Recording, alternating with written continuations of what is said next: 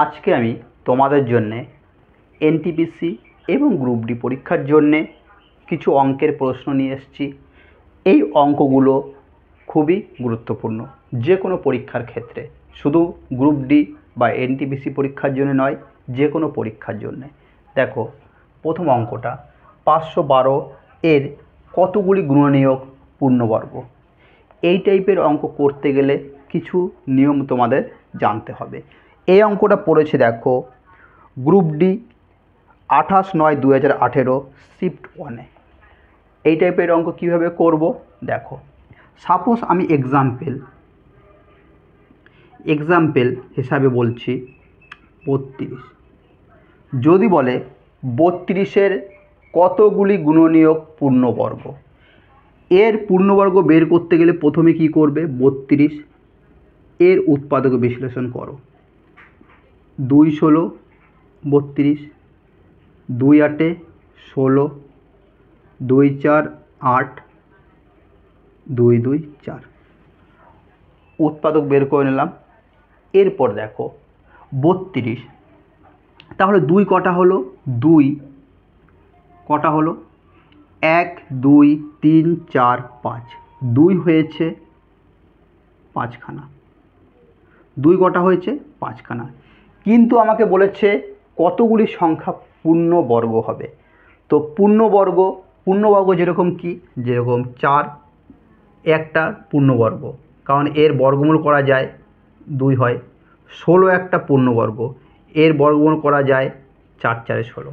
তো এইরকম কটা সংখ্যা আছে, হ্যাঁ, কতগুলি সংখ্যা আছে পূর্ণবর্গ হবে। তাহলে দেখো, যেরকম আমি সাপোজ 2-এর 5 হলো, সবসময় কী করতে হবে, পাওয়ার 2-এর 0 থেকে আরম্ভ করতে হবে। আমি লিখে দিচ্ছি, আর পাওয়ারগুলো কি নেবে, পাওয়ার 0 থেকে, ঠিক আছে, পাওয়ার 0 থেকে শুরু, পাওয়ার সবসময় 0 থেকে শুরু করতে হবে। এবং কি হবে, পাওয়ারগুলো কি হবে, জোড় নিতে হবে। পাওয়ারগুলো কি নেব, জোড় নিতে হবে। পাওয়ার 0 থেকে শুরু করতে হবে এবং জোড় নিতে হবে। জোড় মানে কোনগুলো, যেরকম দেখো, যেরকম 2 4 6 8, আরও জোড় আছে। সব সময় এক ঘর বাদ দিয়ে জোড় সংখ্যা হয়। ওকে, তাহলে দেখো, এরপর দেখো 2-এর পাওয়ার 5, 2-এর পাওয়ার 5, এরপর বলেছি প্রথমে 2-এর পাওয়ার কী নিতে বলেছি, 0, তাহলে 2-এর পাওয়ার 0। এরপর জোড় সংখ্যা কি, 2-এর পাওয়ার 2, তারপর কি 2-এর পাওয়ার 4, এরপর কি 2-এর পাওয়ার কি হচ্ছে 6, এরপরে হচ্ছে 6। কিন্তু এখানে 2-এর পাওয়ার 5 পর্যন্ত নিতে বলেছে, এই জন্য 5 তো একটা বিজোড় হয়ে গেল, কারণ আমি বলেছি পাওয়ারগুলো সবসময় জোড় নিতে হবে, পাওয়ার জোড় নিতে হবে। কিন্তু এখানে পাওয়ারটা কি হয়ে যাচ্ছে, বিজোড়, তাহলে 2-এর 5 নেওয়া যাবে না। তাহলে দেখো কটা হলো, 1 2 3টে।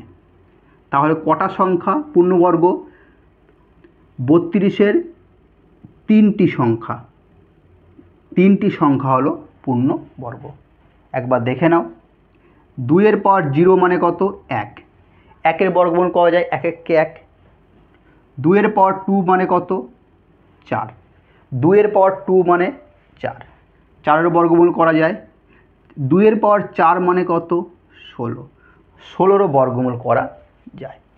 ওকে, এই কটা জিনিস তোমরা টুকে রাখো।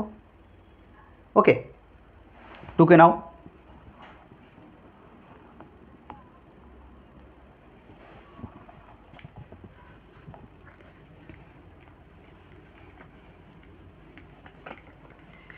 তাহলে আমার অঙ্কে বলেছে 512-র কতগুলি গুণনীয়ক পূর্ণবর্গ। তাহলে দেখো কীভাবে বের করছি।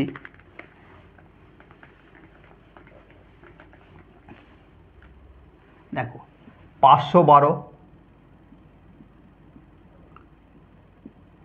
2 2 4, 2 5 10, 2 6 12, 2 1 के 2, 2 2 4, 2 8 16, 2 6 12, 2 4 8, 2 3 6, 2 2 4, 2 16 32, 2 8 16, 2 4 8, 2 2 4। তাহলে দেখো এখানে 2 কটা হলো গোনো, 1 2 3 4 5 6 7 8 9, 2 এর পাওয়ার 9। এরপর বলেছে কি পাওয়ার 0 থেকে শুরু করবে এবং জোর নিতে হবে এবং জোর। তাহলে পাওয়ার 0, 2 এর পাওয়ার 0,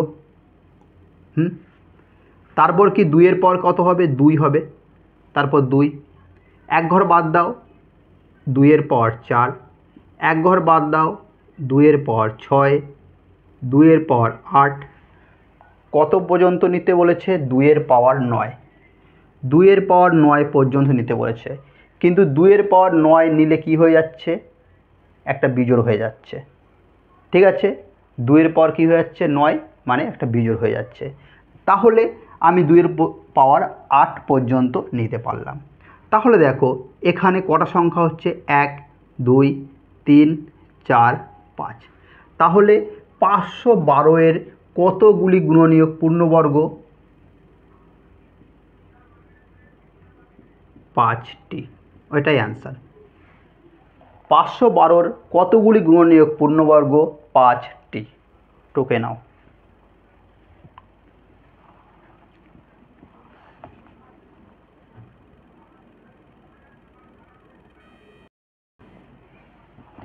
এরপরে দেখো বলেছে 256-র কতগুলি গুণনীয়ক পূর্ণবর্গ হবে। তাহলে কীভাবে বের করব, দেখো 256,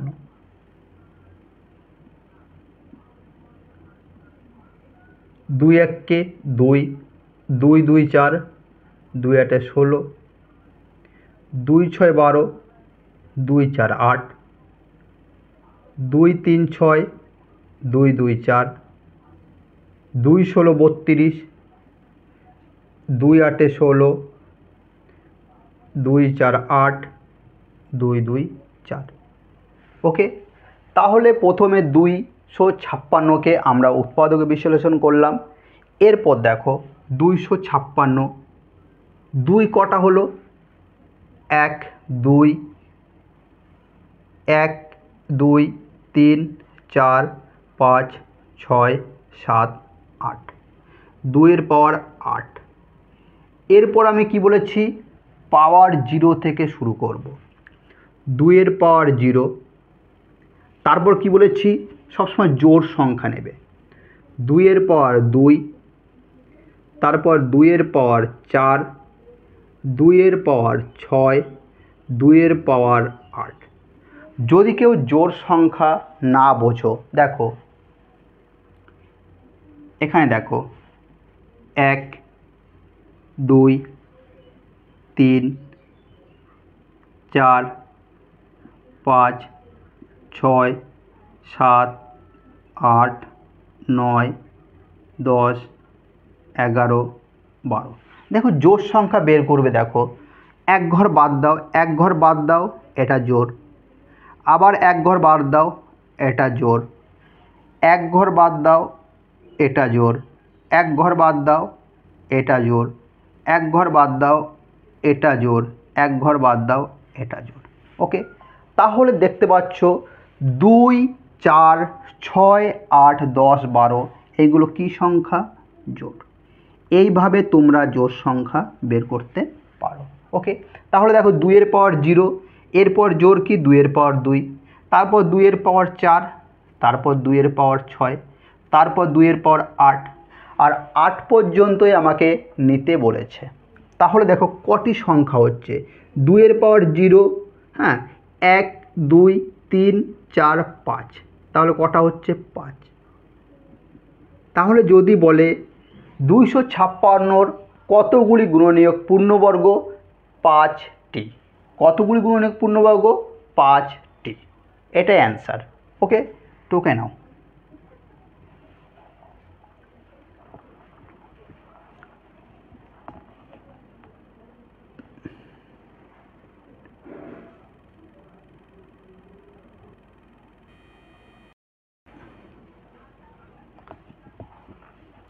এর পরের অঙ্কটা দেখো, বলেছে 729-এর কতগুলি গুণনীয়ক পূর্ণবর্গ হবে। তাহলে কি করব, প্রথম 729 একে ভাঙব,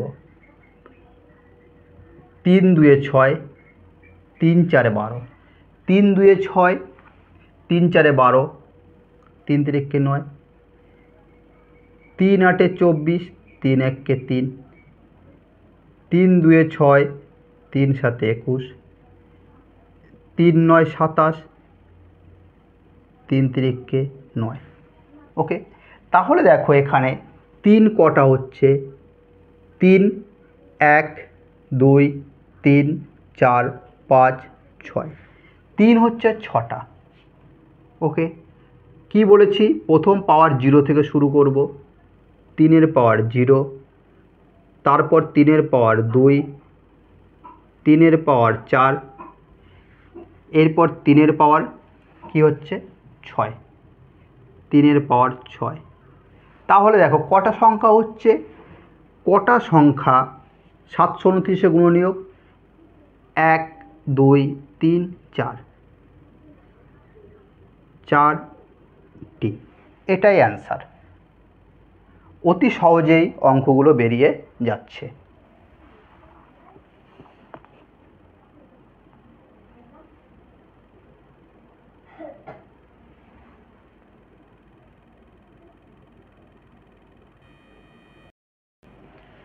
দেখো এখানে অঙ্ক দিয়েছে 4 গুণিত 38 গুণিত 764 গুণিত 1256 এর একক ঘরের সংখ্যা কত।